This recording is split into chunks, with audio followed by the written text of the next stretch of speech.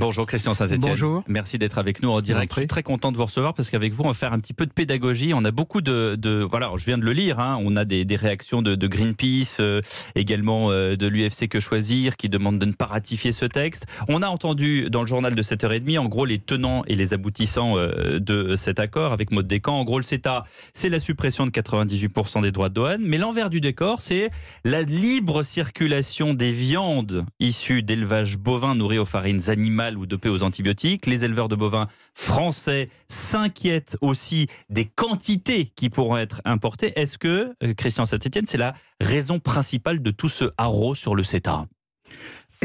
C'est une raison médiatique, mais sur ce point qui est clé, il faut tout de suite préciser que ce sont les normes sanitaires européennes qui s'appliquent. C'est d'ailleurs la raison pour laquelle les exportations de viande du Canada vers l'Europe ont si peu augmenté.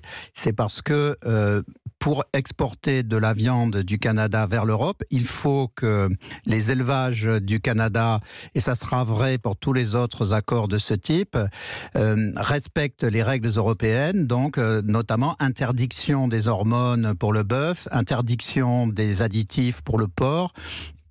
Et c'est comme ça coûterait trop cher pour les éleveurs du Canada de respecter les normes européennes, eh bien les exportations, donc ils n'ont pas développé une production répondant aux normes européennes et du coup ils n'ont pas pu répondre et profiter de l'augmentation des quotas. Donc on se fait peur sur ce sujet pour rien, puisque effectivement on a des quotas d'importation, mais c'est très très clair, c'est colossal et crucial pour tous nos auditeurs, c'est aux normes européennes que se font ces importations et pas aux normes américaines. Et le contrôle sera fait, parce qu'on dit souvent, oui, mais c'est dans les textes et en même temps, on n'aura pas le temps de l'appliquer.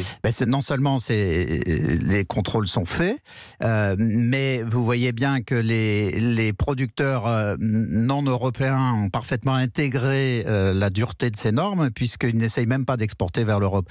D'ailleurs, avec tout ce qui se passe aujourd'hui sur le plan médiatique, vous imaginez bien que si un jour on pique 1000 tonnes de bœuf aux hormones à l'entrée sur l'Europe, il y aura un tel scandale médiatique qu'on arrêtera tout. Que tout le monde fait très attention en fait.